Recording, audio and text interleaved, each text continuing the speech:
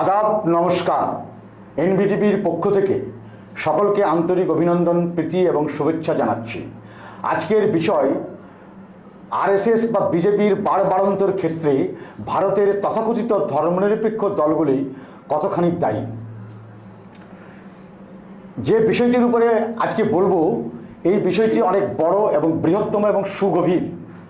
কেননা আরএসএসের জন্ম 1925 সালে, তারও আগে জন্ম হিন্দু মহাসভা, হিন্দু পরিষদ, তারও আগে জন্ম 1872 সালে হিন্দু মেলা, তারও আগে 1835 সালে জন্ম হিন্দু থিয়েটার প্রসন্ন কুমার ঠাকুরের উদ্যোগে। পরবর্তীতে দেখা যাচ্ছে এই হিন্দু মেলা জাতীয় সভার সঙ্গে যুক্ত হয়ে গিয়ে এটার নাম হচ্ছে হিন্দু মহাসভা। 1947-এর আগে কংগ্রেস দলের যে স্বাধীনতা আন্দোলনের বড় ভূমিকা, এটাকে কখনোই অস্বীকার করা যাবে না। কংগ্রেসের একটা ধারা যেমন চরমপন্থী ছিল, কংগ্রেসের একটা ধারা তেমনি ছিল নরমপন্থী। কংগ্রেসের মধ্যে যেমন সাম্প্রদায়িক নেতা ছিলেন, যেমন বাল গঙ্গাধর তিলক, লালা লাজপত রায়, বিপিনচন্দ্র পাল এরা। আবার কংগ্রেসের মধ্যে ধর্মনিরপেক্ষ দলের লোকের অভাব ছিল না, যেমন সিআর দাস, নেতাজি সুভাষচন্দ্র বসু কিংবা মৌলানা আবুল কালাম আজাদের মতন লোক কংগ্রেসের ধর্মনিরপেক্ষতার ক্ষেত্রে অত্যন্ত বড় উজ্জ্বল দৃষ্টান্ত। এমনকি যে জিন্নাকে আমরা দেশভাগের হোতা বলি, সেই মোহাম্মদ আলী জিন্না কিন্তু তার রাজনৈতিক জীবনটা শুরু করছেন গোপালকৃষ্ণ গোখলের মাধ্যমে, এবং তাকে বলা হতো হিন্দু মুসলিম ঐক্যের দূত। কী এমন হয়ে গেল, সাম্পান পাই সুরের মাংস ভক্ষণকারী জিন্না ধর্ম নামক ফেস্টনকে সামনে রেখে পাকিস্তান নামক একটা ধর্মরাষ্ট্রের জন্ম দিয়ে ফেলল। পাকিস্তানের পরিকল্পকও কিন্তু জিন্না নন, পাকিস্তানের সাধনাও কিন্তু জিন্না একসময় ছিল না। পাকিস্তানের পরিকল্পক হচ্ছেন, যদি কেউ বলেন যে মহাকবি আল্লামা ইকবাল, তার সেই পাকিস্তানটা ছিল পবিত্র ভূমি, কারণ তিনি লিখে গিয়েছিলেন সারে জাহাঁ সে আচ্ছা হিন্দুস্তান হ্যায় হামারা। আর পাকিস্তানে যিনি পরিকল্পনা করেছিলেন, পাঞ্জাবের পি, আফগানিস্তানের এ, কাশ্মীরের কে এবং বেলুচিস্তানের স্থানকে নিয়ে যিনি পাকিস্তানের পরিকল্পনা করেছিলেন, তার নাম ছিল বিলাতে পড়তে যাওয়া রহমত আলী খান। পরবর্তী ক্ষেত্রে দেখা গেল জিন্নার মাধ্যম দিয়ে একটা রাষ্ট্র বেরিয়ে এলো। যাকে আমার যে বিষয়, সেই বিষয়টা হচ্ছে কংগ্রেস ভারতের স্বাধীনতা যুদ্ধে অংশগ্রহণ করেছে, ভারতের স্বাধীনতা চেতনার দল, অস্বীকার করা যায় না।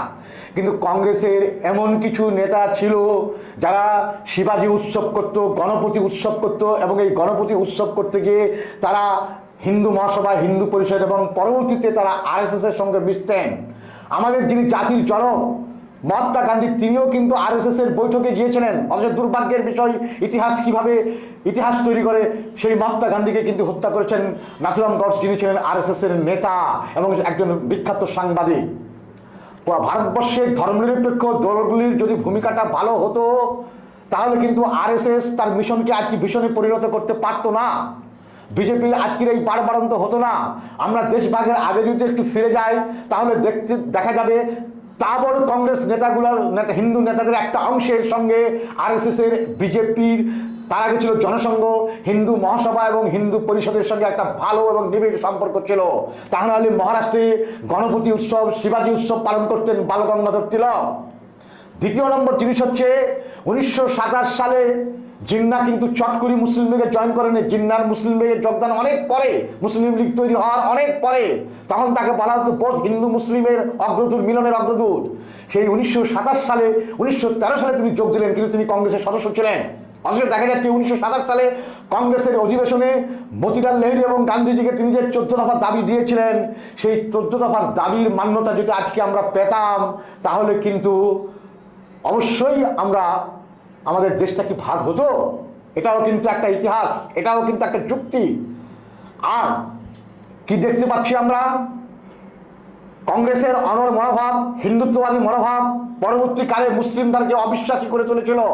মুসলিমরা সন্দেহ প্রকাশ করতে কংগ্রেসকে নিয়ে, যে কংগ্রেস মুসলিমদের কোনো ইচ্ছাকেই পূরণ করবে না। তাই 1906 সালে ঢাকার নবাব সলিমুল্লাহর বাড়িতে তৈরি হয়ে গেল মুসলিম লীগ, সেই মুসলিম লীগের গঠনতন্ত্র বা সংবিধান লিখছেন শেরে বাংলা একে ফজলুল হক। পরবর্তীতে মুসলিম লীগের সঙ্গেও তার মতভেদ হয়ে গেল, তিনি গঠন করলেন কৃষক প্রজা পার্টি। 1937 সালে প্রথম বাংলায় নির্বাচিত সরকার এবং সেই বাংলার সুবার প্রধানমন্ত্রী হচ্ছেন শেরে বাংলা একে ফজলুল হক। আর সেই একে ফজলুল হক পরবর্তীতে মুসলিম লীগ এবং কংগ্রেস যখন তার কাছ থেকে দুটানাটানি করছে থাকবে কি থাকবে না, সেই সময় বাংলায় তৈরি হয়েছিল 40-এর দশকে, মানে দেশভাগের বছর 2-3 আগে শ্যামা হক মন্ত্রিসভা। যে শ্যামাপ্রসাদ মুখোপাধ্যায় হিন্দু মহাসভার নেতা ছিলেন, তার সঙ্গে কিন্তু গাঠবন্ধন করে এই শ্যামা হক মন্ত্রিসভা, যা ছিল কোনো ক্রমে একটা ঐতিহাসিক বোল। আর পরে অটল বিহারী বাজপেয়ী যখন জনসংঘ বিজেপিতে পরিণত হচ্ছে, জনতা পার্টিতে পরিণত হচ্ছে, তখন এই মোরারজি দেশাইয়ের জনতা দলের সরকারের বিদেশ মন্ত্রী ছিলেন অটল বিহারী বাজপেয়ী। এটাও আমাদের ক্ষেত্রে কিন্তু একটা ঐতিহাসিক বোল। আস্তে আস্তে আরএসএস জনসংঘ থেকে বিজেপির জন্ম। 1977 সালে একটা কি দুটো আসন ছিল, 1980 সালে ছিল একটা কি দুটো আসন, 1984 সালে ছিল এই বিজেপির 4টে আসন, 1989 সালে 88-তে নিয়ে গেল। পরবর্তীতে বিশ্বনাথ প্রতাপ সিংয়ের সরকারকে বিজেপির সমর্থন করলো শর্তাধীন, কি রাম মন্দির করতে হবে, আর পিছন থেকে এই বামপন্থীরা সমর্থন করলো। ফলে বিশ্বনাথ প্রতাপ সিংয়ের সরকার 10 কি 11 মাস টিকেনি। 1989 সালের নভেম্বর মাসে এই সরকারের পতন হয়ে গিয়ে আবার জনতা দল ভেঙে চন্দ্রশেখরকে রাজীব গান্ধীর সমর্থনে, মানে কংগ্রেসের সমর্থনে, চন্দ্রশেখর তিনি ছিলেন ভারতের প্রধানমন্ত্রী হয়েছিলেন। কিন্তু এই বিশ্বনাথ প্রতাপ সিং কতগুলো পদক্ষেপ যা নিয়েছিলেন এবং ধর্মনিরপেক্ষ রক্ষা করার জন্য যে পদক্ষেপগুলো নিয়েছিলেন, সেগুলো কিন্তু আজও ইতিহাসের পাতায় লেখা থাকবে। তার মধ্যে একটা হচ্ছে মণ্ডল কমিশন, যে মণ্ডল কমিশনের মধ্যে সংরক্ষণের বিষয়টা সংখ্যালঘু সম্প্রদায়ের চাকরিতে ছিল 5%-এরও বেশি। দুর্ভাগ্যের বিষয়, একের পর এক ধর্মনিরপেক্ষ দল কংগ্রেস নামক অত বড় একটা মহিরুহ ভারতবর্ষের ক্ষমতায় দীর্ঘদিন ছিল, এবং তার যেমন কতগুলো ভালো সাইড ছিল, তার কতগুলো মন্দ সাইডও ছিল। এই দলের মধ্যে অনমনীয় মনোভাব, অপশাসন, যুব কংগ্রেসের মধ্যে গুন্ডামি, মস্তানি, ভারতবর্ষে আর মোরারজি দেশাই জনতা দলের উপরে ভারতবর্ষ নির্ভর হয়ে থাকলো না। পরবর্তী ক্ষেত্রে দেবেগৌড়ারও সরকার তৈরি হয়েছে জনতা দল, তারও পরবর্তী ক্ষেত্রে আইকে গুজরালও ভারতবর্ষের প্রধানমন্ত্রী হয়েছেন। কিন্তু হিন্দুত্ববাদী শক্তি একের পর একবার বাড়ন্ত হয়েছে। 1999 থেকে 2004 এই সময়কালে অটল বিহারী বাজপেয়ী ভারতের প্রধানমন্ত্রী হলেও বিজেপি কিন্তু সেইভাবে সংখ্যাগরিষ্ঠ হয়নি, যেটা মোদির আমলে 2014 সালে হয়েছে। আর এই মোদির আমলে আমরা কি দেখলাম পশ্চিমবাংলায়? আমরা এই পশ্চিমবাংলায় দেখলাম কমিউনিস্ট বা বামপন্থী রেজিমেন্টের যে ভোটটা ছিল, সেই ভোটটা কিন্তু বামের ভোট রামের দিকে চলে গেছে। এটা আমাদের কাছে দুর্ভাগ্যজনক। একসময় সিপিএমের রাজ্য সম্পাদক সূর্যকান্ত মিশ্র এই নিয়ে খুব আক্ষেপও করেছেন সাংবাদিকদের সামনে, খুব দুর্ভাগ্যের বিষয়। তারপরে রক্তক্ষরণ এই বামপন্থীদের 5% ভোটে এসে ঠেকলো 2021 সালের নির্বাচনে। এটা আমাদের কাছে খুব দুর্ভাগ্য, কারণ বামপন্থী শক্তি যেখানে ক্ষয় হবে সেখানে কিন্তু সাম্প্রদায়িক শক্তির বাড়ন্ত হবে। এটা কিন্তু যেমন ইতিহাসের নিরিখে সত্য, তেমনি ইতিহাসের নিরিখে সত্য বিজেপি বা আরএসএর সব থেকে বড় 3 শক্তি হচ্ছে তাদের কাছে সব থেকে প্রধান শত্রু। একটা হচ্ছে রাজনৈতিক মতাদর্শ দিক থেকে কমিউনিস্ট বা বামপন্থীরা, আর ধর্মীয় মতাদর্শগত দিক থেকে ইসলাম ধর্মাবলম্বী মুসলমান, আর 3 নম্বর হচ্ছে খ্রিস্টান। অথচ দেখা যাচ্ছে কমিউনিস্ট রেজিমেন্টের বাম ভোট আমাদের পশ্চিম বাংলায় চলে গেল রামের দিকে। এখন শুনছি নাকি সেটা একটু টার্ন নিচে, ভালো কথা, খুব সুন্দর কথা। কিন্তু ইতিহাস কি কাউকে ছেড়ে কথা বলবে? কংগ্রেসের ভূমিকা, কংগ্রেসের একের পর আরএসএস, হিন্দু মহাসভা, হিন্দু পরিষদের সঙ্গে মেল। আর আমাদের রাজ্যে বিজেপির যিনি প্রবেশ ঘটালেন 1998-99 সালে বিজেপির সঙ্গে গাঠবন্ধন করে দমদম লোকসভা কেন্দ্র, কৃষ্ণনগর লোকসভা কেন্দ্র হাতে তুলে দিয়েছেন, সেই দলটার নাম তৃণমূল। আর এখন তৃণমূলের সঙ্গে বিজেপির যেটা হচ্ছে সেটা কেবলমাত্র ছায়া যুদ্ধ, উপর যুদ্ধ। এই রাজ্যে দোস্তি আর দিল্লিতে গিয়ে হয়, এই রাজ্যে কুস্তি আর দিল্লিতে গিয়ে হয় দোস্তি। কারণ এই রাজ্যেও তৃণমূল পাওয়ারে আছে। তৃণমূল কিন্তু এই সংঘ পরিবারের 365টা পার্শ্ব সংগঠনের মধ্যে একটা। তাই দেখা যাচ্ছে একবার তৃণমূল, সে আবার হয়ে যাচ্ছে একবার বিজেপি, আবার বিজেপি থেকে আবার তৃণমূল, একবার কাকের বাসা একবার কোকিলের বাসা, এই হচ্ছে অবস্থান। একবার যোগদান একবার প্রত্যাবর্তন, একবার বহির্গমন তা আরেকবার প্রত্যাবর্তন, একবার কাকের বাসা একবার কোকিলের বাসা। অর্থাৎ মমতা ব্যানার্জি হিন্দুত্বের বিরুদ্ধে লড়াই করার জন্য হিন্দুত্ববাদকে সামনে নিয়ে এসে হিন্দুত্ববাদের যাবতীয় 16 কলাকে পূর্ণ করেছেন এই পশ্চিম বাংলায়, এই ব্যাপারে কোনো সন্দেহ নাই। তাই দেখা যাচ্ছে রামনবমীর পাল্টা রামনবমী, তাই দেখা যাচ্ছে আসানসোলে দেখা যাচ্ছে যে বাবুল সুপ্রিয় ইমাম সিকবাতুল্লাহ ছেলেকে নৃশংসভাবে খুন করলো, রক্তে রাঙানো হাত সেই বাবুল সুপ্রিয় বালিগঞ্জ বিধানসভার উপনির্বাচনে সে আবার তৃণমূলের জনকে তৃণমূলের নমিনেশন পেয়ে গেল। আবার দেখা যাচ্ছে এইভাবেই যারা এই যে সুনীল মণ্ডল বর্ধমান পূর্বে সে ফরওয়ার্ড ব্লক থেকে চলে গিয়েছিল তৃণমূলের 2 ইলেকশনে সে এমপি, আজকে শুনছি নাকি সে আবার বিজেপিতে যোগ দেওয়ার জন্য প্রচেষ্টা চালিয়ে যাচ্ছে। অর্জুন সিং ব্যারাকপুরের এমপি, বিজেপিতে জয়েন করে বিজেপির সিম্বলে জিতলেন তৃণমূল থেকে, আবার তৃণমূলে জয়েন করলেন, আবার তিনি নমিনেশন পেলেন না বলে আবার বিজেপি চলে যায়, আবার তিনি ব্যারাকপুরের মনোনীত প্রার্থী। তাহলে কি দেখা যাচ্ছে, নামকে আসতে কলকাতা কর্পোরেশনের পার্ক সার্কাস ময়দানে একটা ইফতার পার্টি আর একটা ইমাম ভাতা 2500 টাকা, আর বাদ বাকি ক্লাবগুলোকে যে চাঁদা কোথাও 50,000 কোথাও 60,000 টাকা দিয়ে দেওয়া হচ্ছে।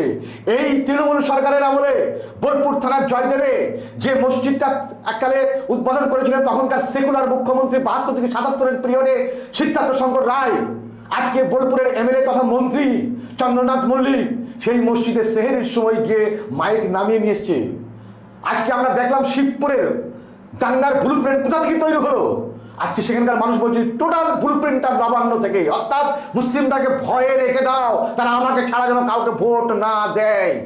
কিন্তু এটাও মুসলিমদের মধ্যে লেখাপড়া শিক্ষার হার বাড়ছে, তারাও বুঝে নিয়েছে যে মমতা ব্যানার্জি আমাদের জন্য কি করছে অথবা কি করছেন না।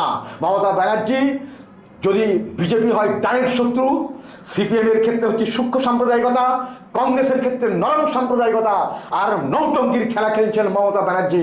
আর এই রাজ্যে হিন্দুত্ববাদের 16 কলাকে পূরণ করেছেন, তার নাম মমতা ব্যানার্জি। এই রাজ্যে একের পর এক ধর্মনিরপেক্ষ শক্তিগুলোকে ঘায়েল করে ধ্বংস করে নাশ করে মমতা ব্যানার্জি বিজেপির বাড়ান্তটাকে বাড়িয়ে দিয়েছেন। এটাই হচ্ছে ইতিহাস, কিন্তু ইতিহাস কাউকে ক্ষমা করবে না। হয়তো 2024 সালের লোকসভা নির্বাচনে দেখা যাবে এই 32% কি 30% সংখ্যালঘু ভোট আজ কিন্তু অন্য কথা বলছে। আজকের মতো এইটুকুই বলতে চাই, বিজেপি বা আরএসএস এর ভীষণ এবং মিশনকে বাড়বাড়ন্ত করার ক্ষেত্রে ঘোষশত্রু বিভীষণ তথাকথিত ধর্মনিরপেক্ষ দলগুলার নেতিবাচক ভূমিকায় এই দলটাকে, এই হিন্দুত্ববাদী দলটার বাড়বাড়ন্ত ঘটিয়েছে। আরএসএস এর একটা মুসলিম মিশন আছে, সেই মুসলিম মিশনে কোন দল যাচ্ছে? সর্বভারতের ক্ষেত্রে বৃহত্তম মুসলিম সংগঠন, আমি নাম করছি না, তার নেতাকে হাজির নাগপুরে মোহন ভাগবতের মিটিংয়ে গিয়ে হাজির। আরএসএস এর আরেকটা দ্বিতীয় বৃহত্তম মুসলিম সংগঠন এই ভারতবর্ষে আছে, পশ্চিম বাংলাতে আছে, তার নেতা গিয়ে হাজির। আজকে তো যে 42টা সিট, আমি কয়েকদিন আগে পার্ক সার্কাস এলাকাতে আসছিলাম, যেমন তৃণমূলের 42টা সিট তো টোটালটা নাগপুর নির্ধারণ করে দিয়েছে। এটা কিন্তু আজকে মুসলমানরা প্রকাশ্যে বলতে লেগেছে। তাই 2024 সালের লোকসভা নির্বাচনে কি রেজাল্ট হবে সেটা সময়ই বলে দেবে। কিন্তু একটা কথা বলি, ডান বলুন বাম বলুন আর যাই বলুন, এই ধর্মনিরপেক্ষ দলগুলোর জন্যই ভারতে কিন্তু হিন্দুত্ববাদী সংগঠনগুলোর বাড়বাড়ন্ত। আমরা কি ভুলে যেতে পারি 1946 সালের দাঙ্গা? কারা লাগিয়েছিল সেই দাঙ্গা? কংগ্রেসের একটা অংশ হিন্দু মহাসভার সঙ্গে যোগ দিয়ে এই দাঙ্গাটা লাগিয়েছিল। আর সেদিন 1946 সালে শ্রমিক নেতা মোহাম্মদ ইসমাইল, এএমও গনি, মোহাম্মদ ইলিয়াস, সোমনাথ লাহিড়ী, বঙ্কিম মুখার্জি, এরা বিশাল গ্রাম শ্রমিক ধারকে নামিয়ে দিয়ে এই দাঙ্গার মোকাবেলা করেছিলেন, দাঙ্গাকে থামিয়েছিলেন। একদিকে যখন মুসলিম লীগ নেতা হোসেন শহীদ সুরাউদ্দিন নেতৃত্বে মনুমেন্টের নিচে মুসলিম লীগের ডায়েট অ্যাকশন, আর একদিকে তখন এই শ্রমিক নেতাদের উদ্যোগে দাঙ্গা থামানোর জন্য সুবিশাল মিছিল, এবং সেই মিছিলের বক্তব্যে ট্রাম শ্রমিকরা গোটা কলকাতাকে ঘিরে আচ্ছন্ন রাখে এবং দাঙ্গা সেখানে থেমে যায়। আজকে আমরা বামপন্থীদের সেই ভূমিকা দেখতে পাচ্ছি না, বামপন্থীরা নিজেরাই বিভাজিত। এটা খুব দুর্ভাগ্যজনক বিষয়। বাম ভোট যদি রামে চলে যায়, এর থেকে দুর্ভাগ্যজনক আর কিছু হতে পারে না। তবে দেখা যাক কোথায় কি হবে, 2024 লোকসভা নির্বাচন বলে দেবে।